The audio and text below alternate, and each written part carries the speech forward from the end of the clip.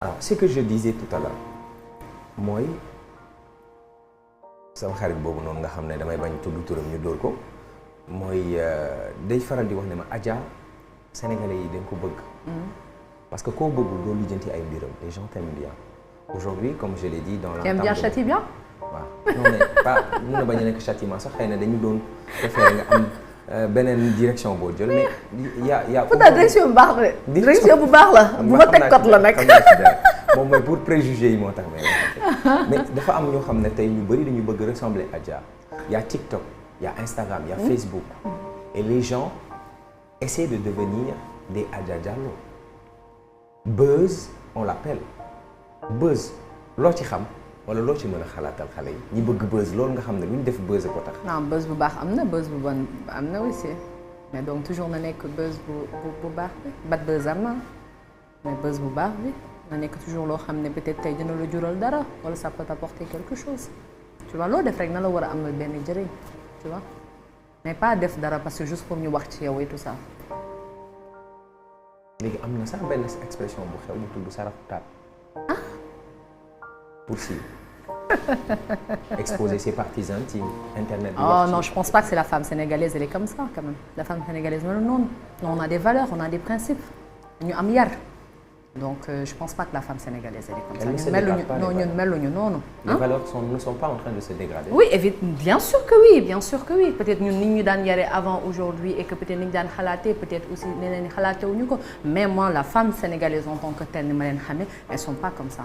ñun en fait on est jigéen sénégalais ñun pudique en fait ñun pour gis suñu yenn partie ça en fait c'est très difficile en fait ñun pudique donc je pense pas et je crois pas li nga xam ne moom ngay wax quand même. am na pourtant.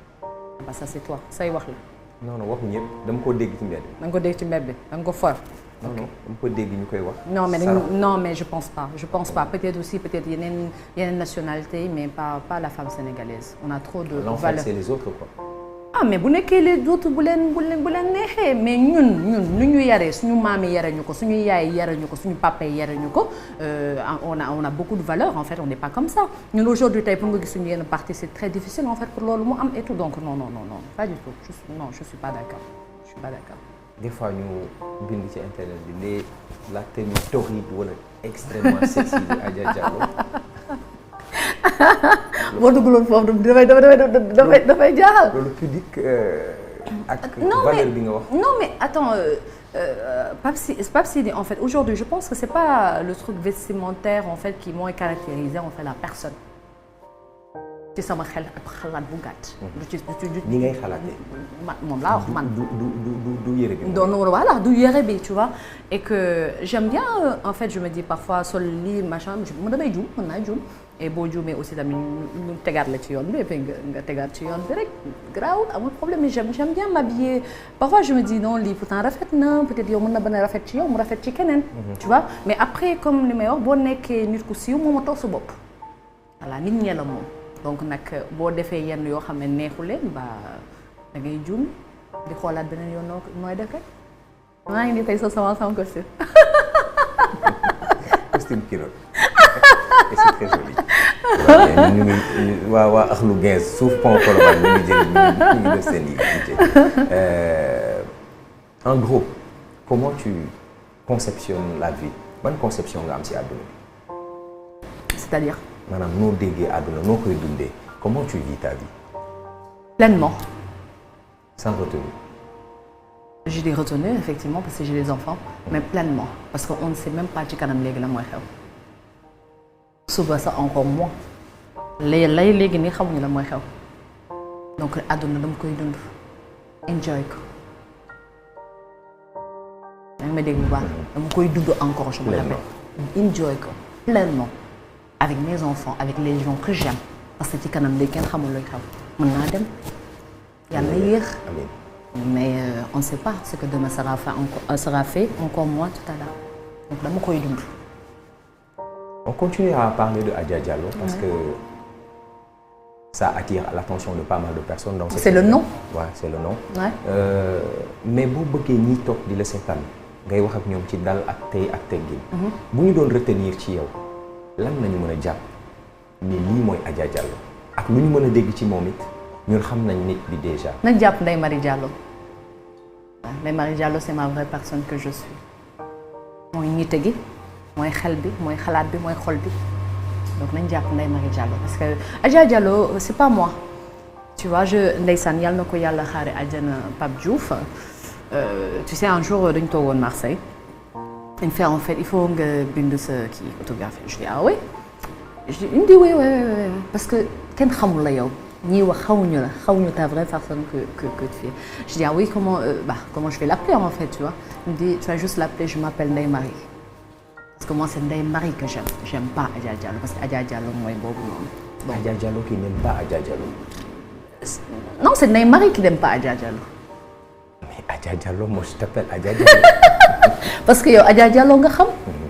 mais ñi ma jege dëgg Ndeye Marie Diallo ñu xam.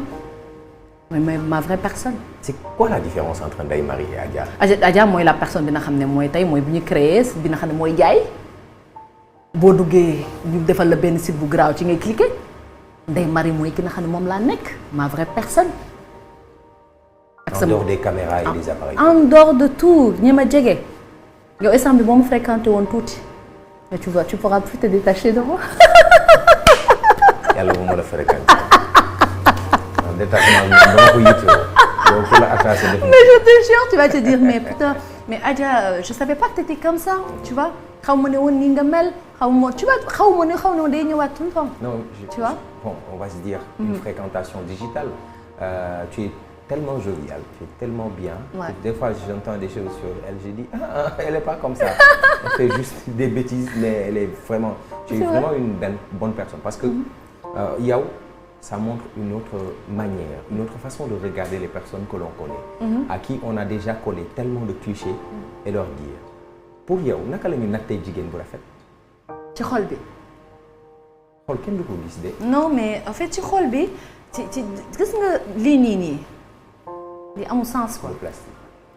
am benn sens surtout ci jigéen dafay gaaw a fane mais xol bi comportement bi jëfin bi moo importance. que pour moi la beauté c'est rien du tout en fait tey payen sax di nga gis nday nit ku rafet te tey mu wan la dara jikkoom ba dara baaxu ci xol bi dara baaxul am bi purul tu vois ce que je veux dire am bi dara puru ci dara baaxu ci la personne est mauvaise donc lii nii yëpp du dara c'est rien. C'est pas important. La beauté pas du tout tey même booy takk jabar tey aujourd'hui dooy takk jabar ndax dafa rafet. da ngay takk jabar tey ndax jikko bi neex na ma ndax comportement bi neex na ma ndax dina ma sëyal ndax mais pas ci dafa rafet boo ko takkee en fait bis bu ñu xëyee ñaawal mu am dara en fait nobel ba doot fa nekkati donc ça sert à rien en fait. Le plastique n'est pas très important. Rien du tout l'âme moo am solo le cœur. damay faral di dégg ngay wax Serigne Saliou. ah oui je l'adore je l'adore. dafa am foo jaar ak Serigne Saliou. ndeysaan musuma ko gis mais en fait ci sama ex-mari ndeysaan il aime énormément et puis on a vécu plein de choses et puis bi ma ëmbee aussi musul am góor mu ñaan et tout et après vraiment je l'aime benn amour boo xamee ne c'est extraordinaire je peux pas l'expliquer je peux pas en plus am naa doom sax bu tudd Serigne Saliou ma je peux pas. bëgg Serigne Saliou. dama ko bëgg a wax. macha allah oui dama ko bëgg je l'aime énormément.